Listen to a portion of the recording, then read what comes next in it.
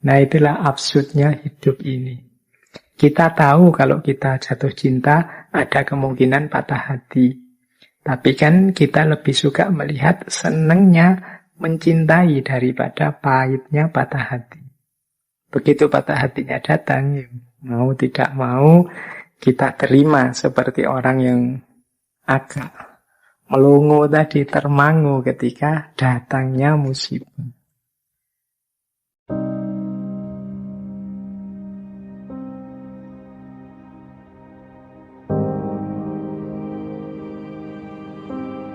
Assalamualaikum teman-teman, ada satu hal yang jarang kita sadari. Terkadang justru ketika kita tidak tahu terlalu banyak, hati kita terasa lebih tenang. Pikiran tidak penuh dengan kemungkinan, tidak dipenuhi kecemasan tentang apa yang belum terjadi. Seringkali kegelisahan lahir bukan karena kenyataan yang kita hadapi, tapi karena bayangan yang kita buat sendiri di dalam kepala. Kita membayangkan banyak hal, memikirkan terlalu jauh, dan akhirnya hati kita sendiri yang menjadi lelah. Padahal, hidup tidak selalu menuntut kita untuk memahami semuanya sekaligus. Ada saatnya, kita cukup berjalan saja, tanpa harus mengetahui seluruh jawabannya. Mari kita simak penjelasan Dr. Fahrudin Faiz tentang hal ini sebagai renungan kita kali ini. Ada beberapa quotes, beberapa potongan dari novel yang menurut saya menunjukkan betapa hidup kita ini absurd, tidak pasti. Misalnya dari Notes from Underground, catatan dari bawah tanah. Ada kalimat seperti ini. Perhatikan baik-baik. Kita bahkan tidak tahu apa yang saat ini dimaksud hidup itu. Apakah ia sebenarnya dan apa namanya? Jauhkan kita dari buku, maka kita segera akan tenggelam dan menjadi bingung. Kita ini kan senantiasa diminta untuk memahami dan memaknai hidup. Tapi menurut Dostoyevsky dalam novelnya ini, sebenarnya kita itu tidak tahu. Atau harusnya tidak yakin dengan berbagai makna hidup yang selama ini kita pegangi. Pengetahuan kita dan keyakinan kita selama ini kemungkinan didukung oleh buku-buku idealisme yang ada dalam konsep-konsep yang ada di buku. Sebagian besar kita kalau ditanya apa makna hidup itu ya jawabannya jawaban buku. Jadi jawaban yang kita peroleh dari ideal-ideal ilmu pengetahuan. Padahal hidup itu tidak sesederhana itu. Makanya dalam quotes ini, jauhkan kita dari buku-buku, maka kita akan segera tenggelam dan menjadi bingung. Seandainya semua konsep dari buku-buku itu kita buang, terus kita membaca sendiri hidup ini, mungkin kita ya terus jadi bingung. Kenapa bingung? Karena hidup ini tidak seseragam yang kita bayangkan. Hidup ini tidak semonoton, tidak sepasti apa yang diuraikan oleh buku. Jadi ini kalimat yang pertama menunjukkan ya memang hidup ini absurd, tidak terlalu jelas. Makna apapun yang kita pegangi, ya ada relevannya, ada juga sisi tidak cocoknya dengan hidup ini. Nah, jadi yang pertama itu. Yang kedua, ini ada kalimat yang menunjukkan keabsurdan. Ini lebih jelas lagi. Ini saya ambil dari The Brother Karamazov. Kata Dostoyevsky, dunia berkata, engkau punya keinginan, penuhilah. Engkau memiliki hak yang sama seperti orang kaya dan orang miskin. Bahkan jangan terburu-buru memenuhi keinginanmu, tapi perluaslah keinginanmu dan tuntutmu. Inilah doktrin dunia hari ini, dan mereka percaya inilah kebebasan. Hasilnya adalah yang kaya terisolasi dan bunuh diri, sedang yang miskin cemburu dan akhirnya membunuh. Jadi, ya hidup ini memang dasarnya keinginan. Kita selalu kejarlah keinginanmu, kejarlah cita-citamu setinggi mungkin.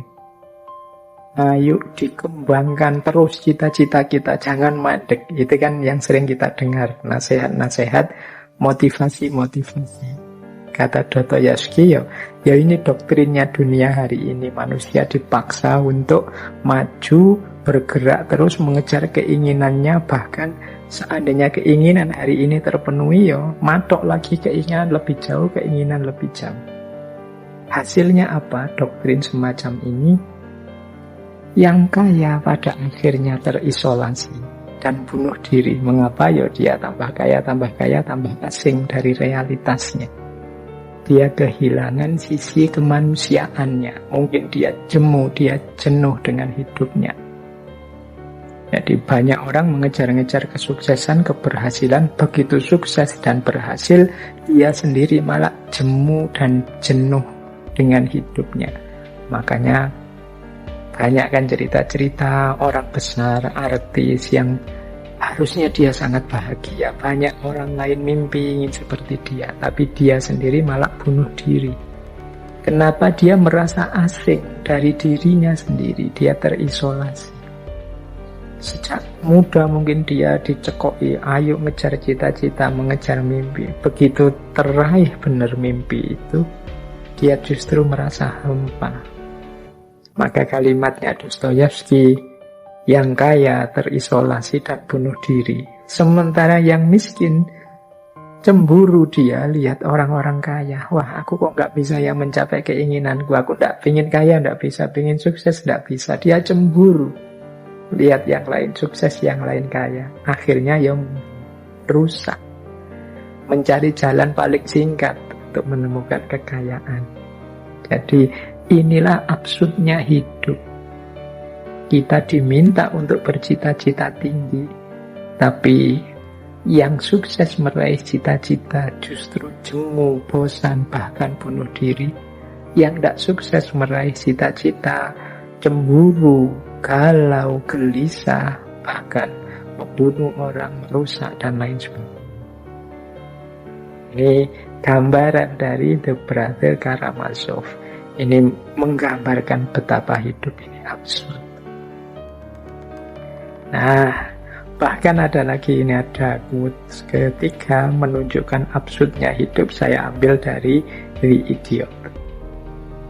Aku pikir kalau seseorang menghadapi satu kerusakan yang tidak terhindarkan, misalnya satu rumah ambruk menimpa dirinya, ia akan mencari tempat duduk, menunggu sambil memejamkan mata hingga tibalah apa yang akan tiba.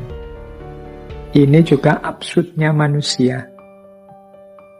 Manusia itu secara natural dia menghindari rasa sulit, tidak suka dengan penderitaan dan lain sebagainya.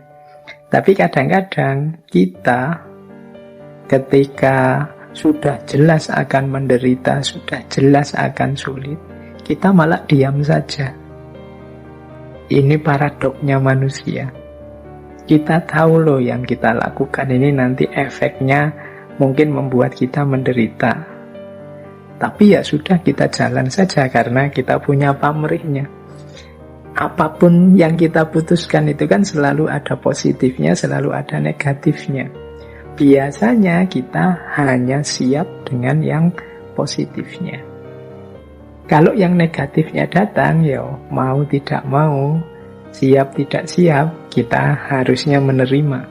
Ini digambarkan oleh Dostoyevsky. Seandainya kita duduk di dalam rumah, terus lihat rumahnya mau ambruk menimpa kita, itu orang itu kadang malah diam, menutup mata, nunggu keambrukan beneran. Jadi kadang-kadang kan kita begitu ya. Ada momen di mana misalnya kita mau mengalami bencana, itu malah tidak lari, tapi mungkin memejamkan mata, mungkin teriak saja, mungkin diam saja, begitu bengong sampai musibah itu benar datang.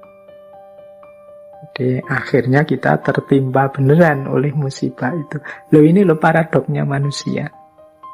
Di momen ketika dia harus segera lari, dia malah diam. Di momen ketika dia diam, kadang-kadang dia malah kemerungsung lari. Ini absurdnya hidup. Jadi yaitu ilustrasinya ya orang yang mau keruntuhan rumah. Kita mungkin sering begitu ya. Misalnya mau apa gitu, mau kena apa, sudah jelas-jelas mau nyampe ke kita biasanya terus malah diam, memejamkan mata sampai kena beneran. Nah itulah absurdnya hidup ini. Kita tahu kalau kita jatuh cinta ada kemungkinan patah hati. Tapi kan kita lebih suka melihat senengnya mencintai daripada pahitnya patah hati.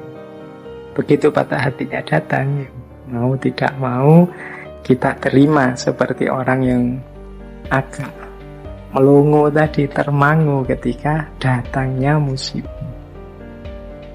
Itu bagian dari absurditas dalam hidup. Baik, kita jelajahi lagi ya ke isu eksistensial yang lain. Ada isu ketakutan tadi kan ya, kegelisahan. Dalam Brother Karamazov ini kegelisahannya manusia itu banyak sebenarnya. Ada kematian, ada tidak tercapainya cita-cita, keterbatasannya sendiri, termasuk berhadapan dengan orang lain. Tapi dalam Brother Karamazov ini saya nemu kalimat yang menarik tentang ketakutannya manusia ini. Misalnya begini, kata Dostoyevsky, hari ini hampir semua orang yang memiliki kapasitas sangat takut untuk terlihat konyol dan menderita karenanya. Jadi ini menarik, ini menunjukkan orang itu semakin tinggi, semakin sukses, itu ketakutan-ketakutannya semakin banyak. Bahkan ketakutan-ketakutan terhadap hal-hal yang tidak penting. Misalnya ya, dulu waktu kita mungkin masih tidak punya apa-apa, mungkin masih, hitunglah masih miskin, uang juga tidak terlalu banyak. Urusan kostum, urusan baju itu yang penting bersih, yang penting belum jelek ya tetap kita pakai. Tetapi begitu uang banyak, mungkin kita cukup untuk beli baju yang kelas-kelas 100, 200 sampai 1 juta mampu misalnya. Nah, kita mulai sudah tidak sekedar baju bersih, tapi mungkin baju yang pantas, baju yang baru, baju yang bisa buat mejeng, bisa buat, nah itu sudah standarnya berbeda. Apalagi kita yang kaya raya sama sekali, sudah. Kadang baju itu kan sekali pakai, malu kita pakai lagi untuk yang kedua kalinya. Kita takut dianggap orang, masa orang kaya bajunya tidak ganti, dan lain sebagainya. Ketakutan-ketakutan terhadap hal-hal yang konyol. Kita terlihat konyol itu tidak mau, dan kita menderita kalau mengalami hal itu. Jadi semakin orang tinggi, besar, sukses dengan segala capaian-capaiannya, biasanya muncul ketakutan-ketakutan lebih banyak. Ya sering kan di beberapa tokoh, misalnya dulu tokoh stoik itu dalam stoikisme. Orang itu semakin banyak hartanya, biasanya semakin gelisah karena dia takut kehilangan. Orang yang tidak punya apa-apa, ya tidak terlalu gelisah, ya takut apa, kehilangan apa. Berarti ternyata ada korelasi antara kapasitas yang meningkat dengan ketakutan yang bertambah. Orang itu kalau pointer, misalnya mahasiswa ya, pointer sama sekali, dia cerdas, nilai-nilainya selama ini unggul, itu dia dapat nilai jelek itu takut. Nah, ada ketakutan dapat nilai jelek. Tapi mahasiswa biasa-biasa yang ya IP-nya sudah, yang penting selamat begitu saja, itu dia tidak ada ketakutan dengan nilai jelek, sudah biasa dapat nilai jelek. Jadi jumlah ketakutannya lebih sedikit.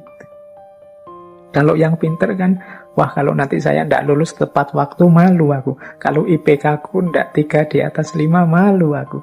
Kalau itu kan banyak ketakutan-ketakutannya. Sementara yang biasa-biasa atau yang cenderung tidak pinter, sudah Allah yang penting lulus, tidak masalah, tidak harus tepat waktu, tidak harus IPK tinggi, yang penting lulus, alhamdulillah. Ketakutannya jauh lebih sedikit. Ya termasuk antara yang ganteng dengan yang biasa-biasa, yang cantik dengan yang biasa-biasa, itu pasti ketakutan-ketakutannya berbeda.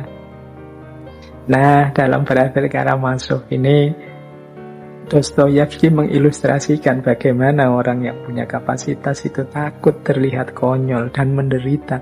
Padahal ya terlihat konyol bukan berarti konyol, hanya kelihatannya saja. Ya karena memang capaiannya mungkin tinggi sehingga ketakutan-ketakutannya lebih banyak.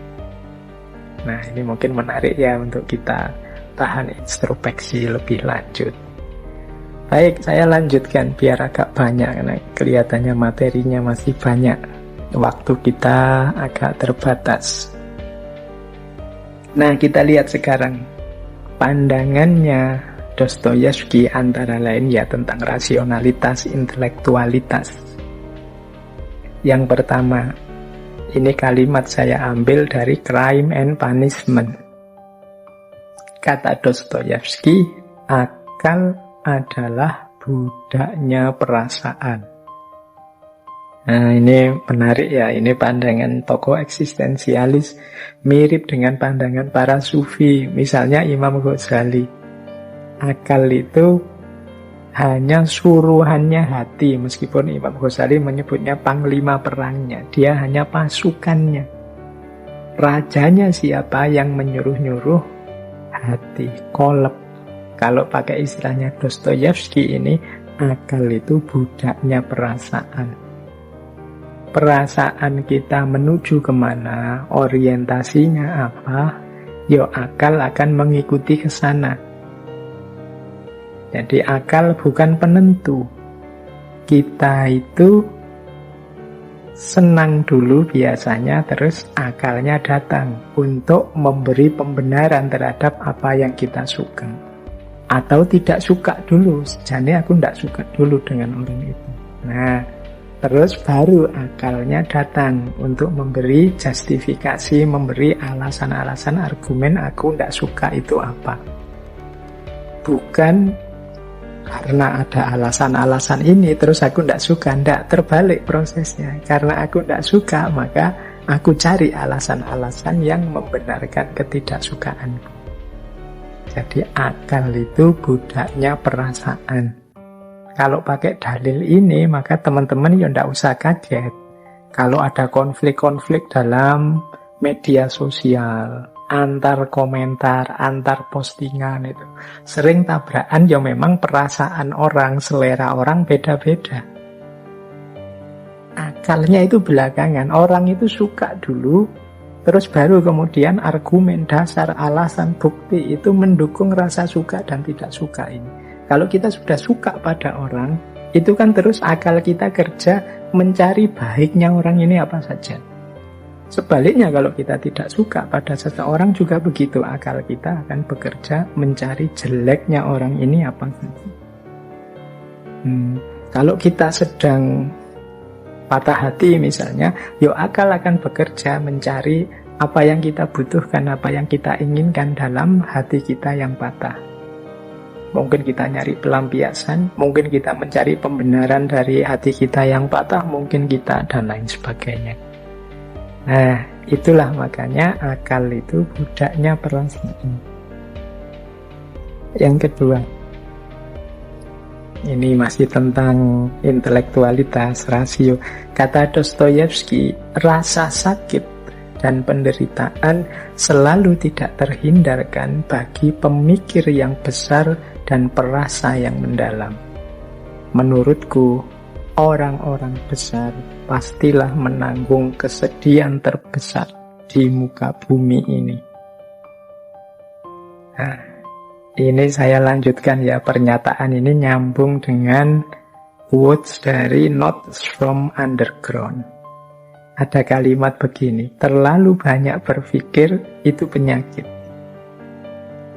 Kadang-kadang dalam hidup ini justru orang yang merasa sakit lebih besar, orang yang menderita itu mereka yang pinter, yang banyak berpikir. Orang yang tidak terlalu banyak berpikir ya dia tidak terlalu gelisah tentang hidup ini. Hidup ini dijalani saja, dinikmati saja sesuai dorongan-dorongan dirinya. Tidak terlalu banyak pertimbangan. Ini lebih nyaman, kata Dostoyevsky. Dia membayangkan kalau ada orang pintar, ada orang sangat perasa, itu hidupnya mesti isinya kesedihan-kesedihan, kebingungan-kebingungan, kegalauan-kegalauan. Karena memang itulah karakter dunia ini. Ada banyak hal-hal tidak rasional yang terjadi, seperti tadi ya, berhubungan dengan hukum alam dan lain sebagainya. Maka kata Dostoyevsky, terlalu banyak mikir itu penyakit. Ya manusia memang butuh berpikir, tapi terlalu banyak berpikir, apa-apa mau diperdalam, apa-apa mau direnungi. Kadang-kadang justru hasilnya adalah kesedihan-kesedihan. Hasilnya adalah rasa sakit dan penderitaan. Maka jangan dikira orang yang sangat pintar itu enak.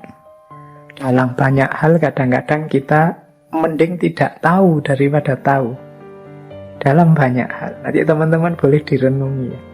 Ada banyak peristiwa, banyak kasus dalam hidup ini yang lebih baik kita tidak tahu. Begitu kita tahu, penderitaan kita bertambah, rasa sakit kita bertambah.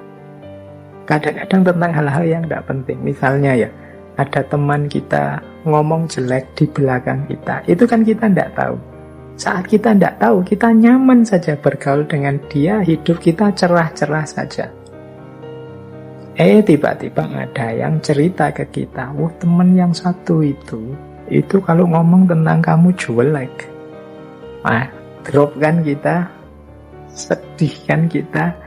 Akhirnya kalau bersama dia sekarang isinya marah kita, ingin balas, tidak percaya dan lain sebagainya. Pahit sekali hidup kita. Tambah pengetahuan, tambah penderitaan.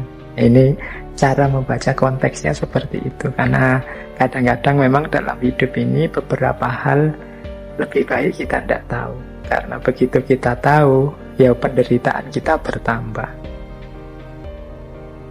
Nah, ada lagi yang menurut saya kalimat yang menarik dari Dostoyevsky tentang kecerdasan, tentang intelektualitas.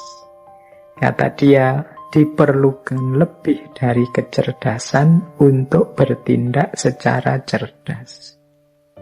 Pinter dalam pikiran saja tidak cukup. Orang juga harus pinter dalam keputusan dan tindakan. Pinter dalam keputusan dan tindakan inilah nanti yang dalam filsafat sering kita sebut bijaksana. Jadi berpikir rasional saja, berpikir kritis saja tidak cukup. Kita perlu berpikir yang bijaksana, berpikir yang sesuai dengan konteks, dengan situasi. Itu yang disebut bertindak secara cerdas. Tidak selalu kebenaran itu mungkin harus diungkapkan apa adanya. Ada kalanya kita agak muter sedikit, ada kalanya malah justru kita harus diam biar tidak mengacaukan yang lebih besar. Ada, itu namanya bijaksana. Jadi ya teman-teman yang pengalaman hidupnya banyak nanti ngerti kok bagaimana bersikap bijaksana. Jadi yang pertimbangannya tidak sekedar kebenaran yang rasional. Karena kalau kebenaran yang rasional saja kadang-kadang kita keliru memutuskannya. Kalau hanya sekedar 1 tambah 1 2 ya kadang-kadang tidak pas. Seperti ceritanya Konfusius tadi. Kalau hanya sekedar melihat aspek benar 1 tambah 1 2, 8 kali 3 24, ya orang bisa kehilangan nyawa. Di sini pinternya pembacaan situasi demi kebijaksanaan. Baik, Jadi itu aspek intelektualitas. Dan ini dilanjutkan dalam beberapa gagasan tentang kebalikannya kecerdasan atau intelek, yaitu kebodohan. Menarik nanti kalau teman-teman membaca The Brother Karamazov. Dia bilang begini, kata Dostoyevsky, tentang kebodohan ini. Ini semua orang kan ingin menghindar dari kebodohan, tapi dia punya persepsi sendiri tentang kebodohan ini. Kata Dostoyevsky, semakin bodoh seseorang, justru semakin dekat dia dengan kenyataan. Semakin bodoh seseorang, semakin dia jelas. Kebodohan itu ringkas dan tanpa trik atau seni apapun. Sementara kecerdasan itu berkelit dan menyembunyikan dirinya sendiri. Kecerdasan itu tanpa prinsip, sedangkan kebodohan itu jujur dan lugas.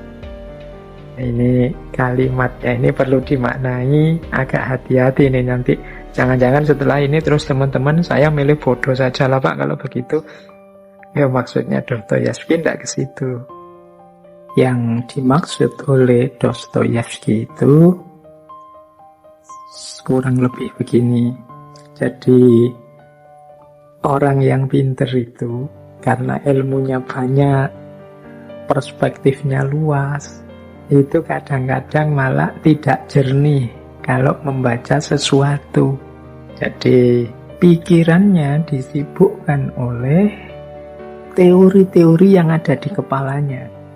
Jadi dia sibuk membaca dengan teori-teori yang dia miliki. Akhirnya sulit memahami kenyataan apa adanya.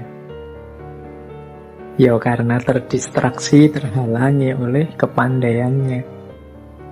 Sementara orang bodoh, saya tidak tahu ya kalimat bodoh ini semoga tidak sensitif ya. Maksudnya orang yang wawasannya tidak terlalu luas, yang sederhana apa adanya memahami kenyataan. Itu cenderung lebih jujur, lebih lugas apa adanya.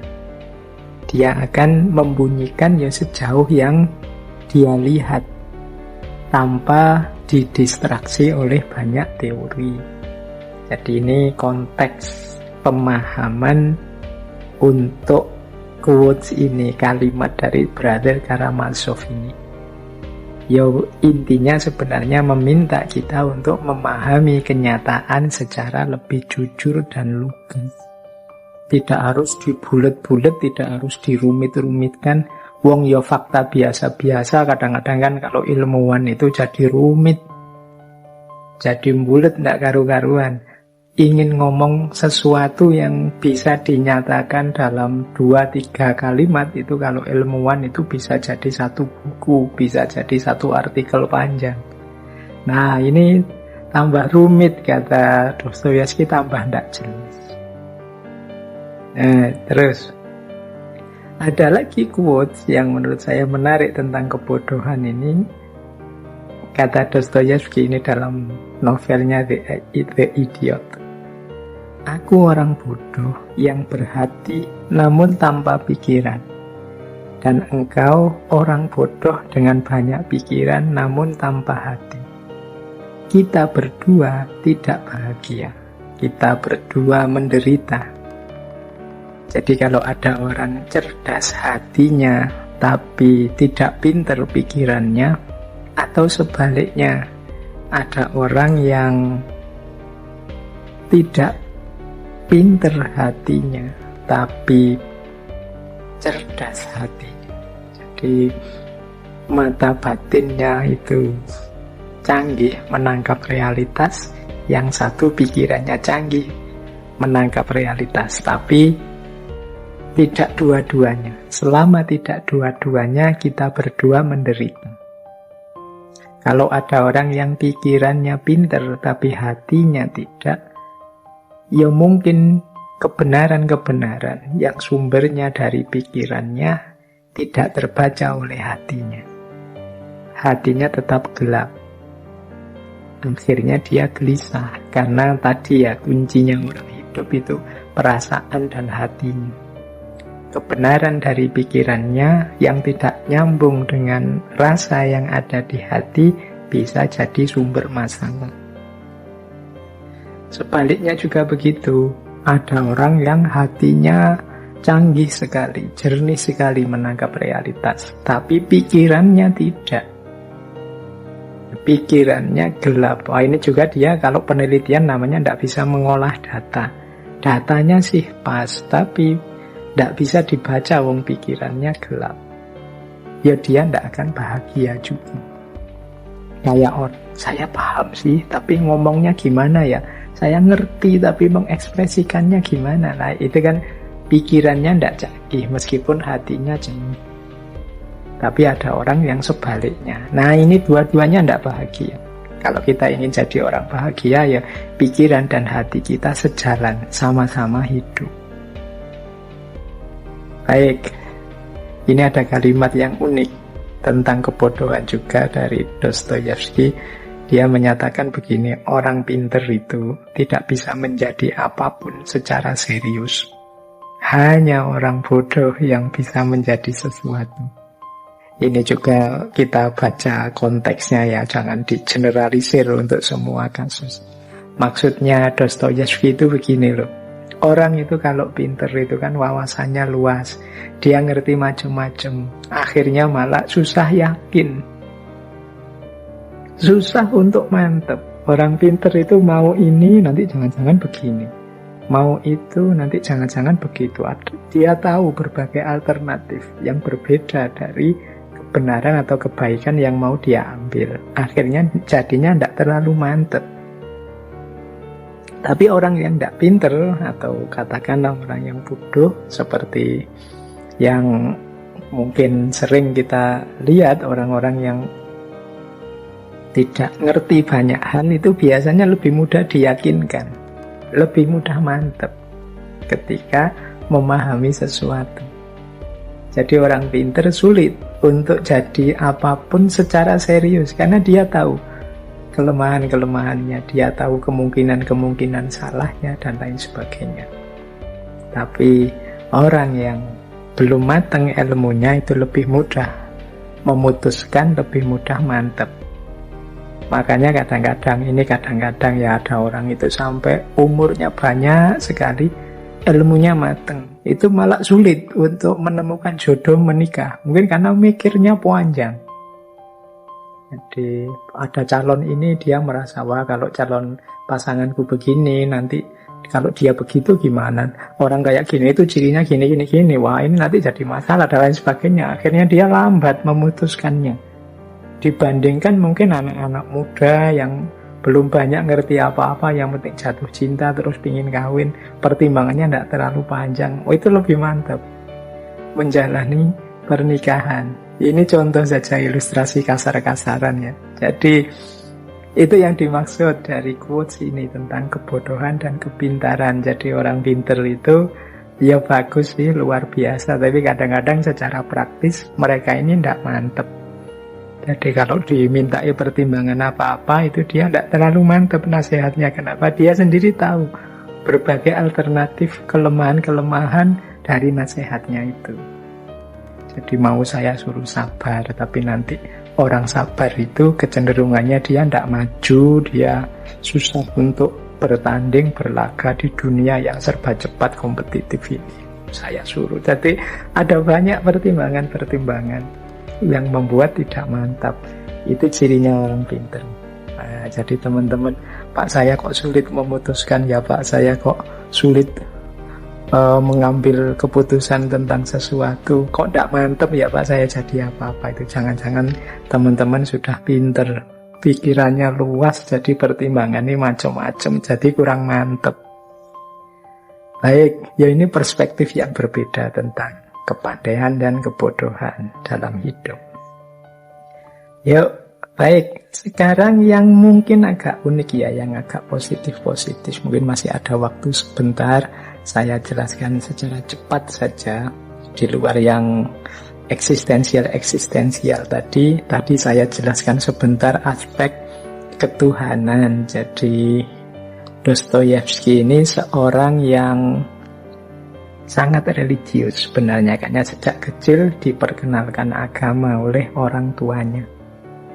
Ada beberapa kalimat dari novel-novelnya yang menurut saya menarik tentang Tuhan, tentang keimanan.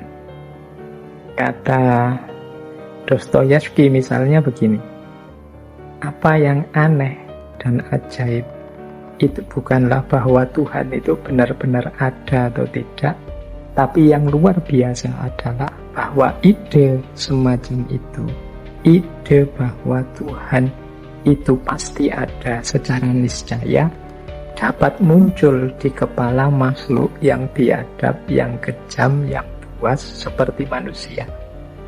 Ini diambil dari The Brother Karamazov.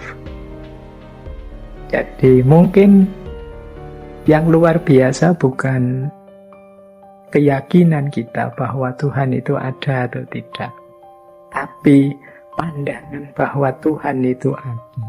Itu ternyata tidak hanya ada di orang-orang soleh, di orang-orang religius, manusia-manusia spiritual.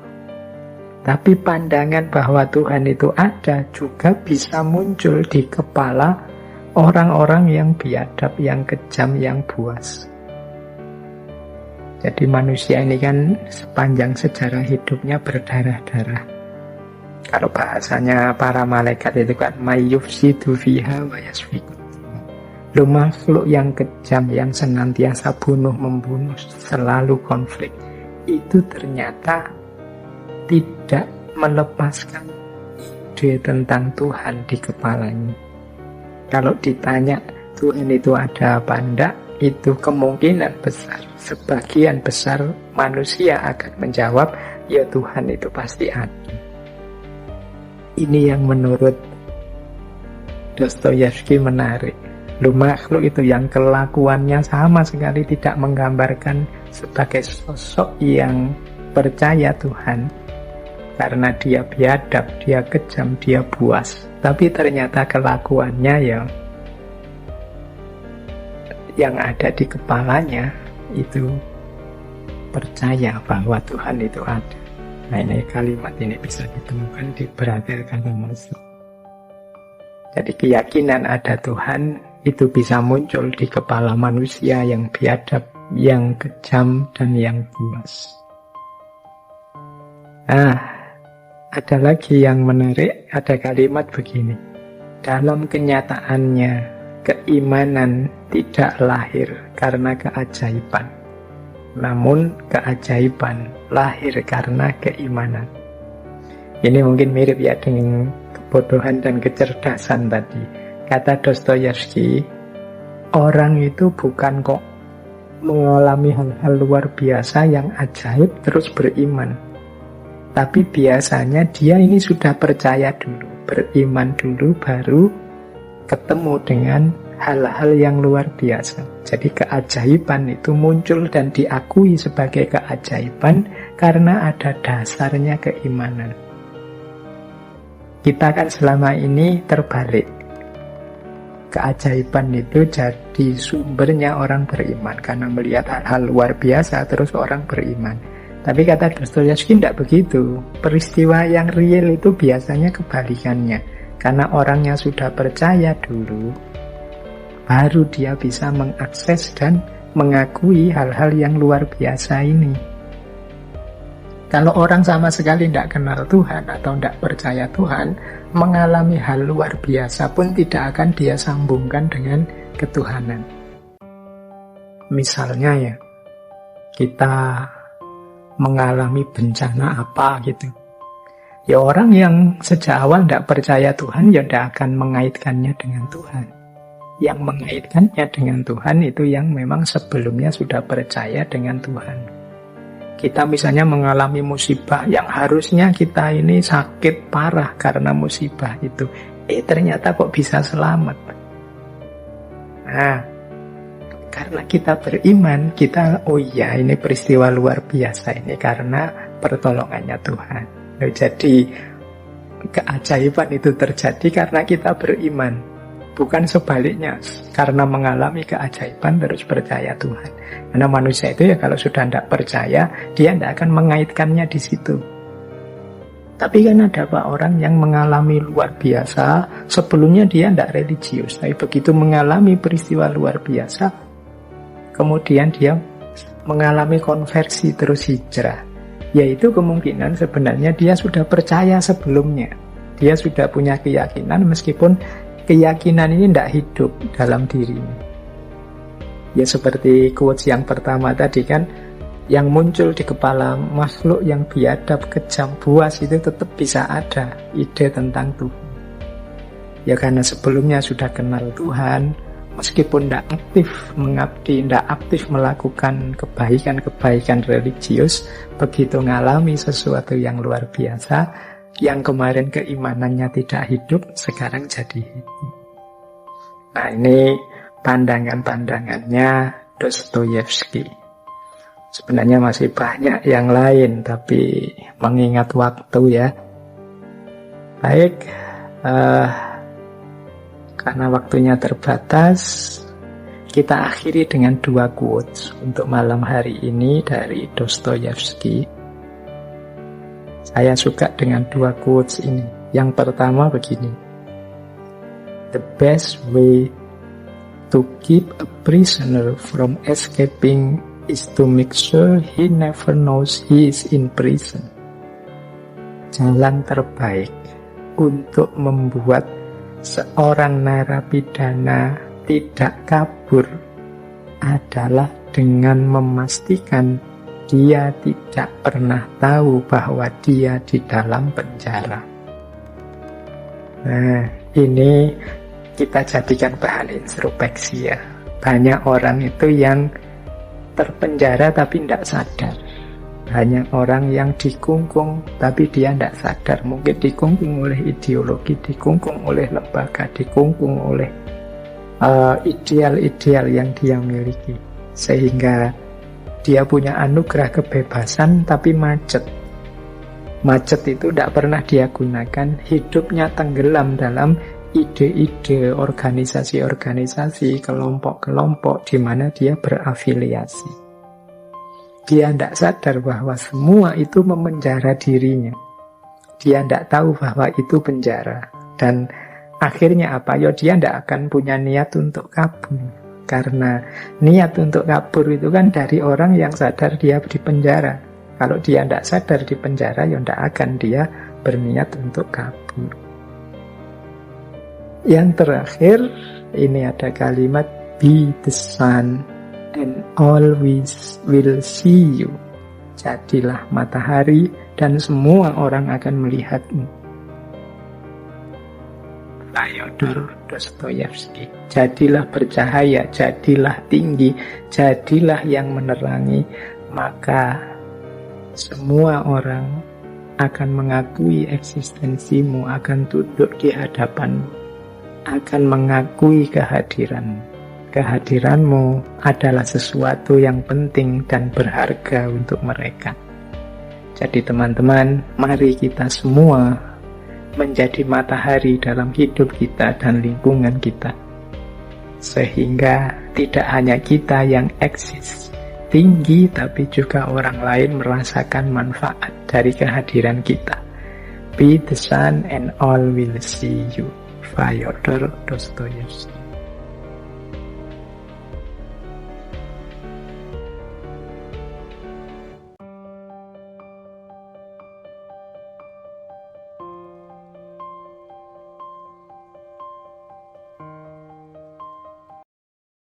Dan mungkin disitulah kita belajar satu hal yang sederhana.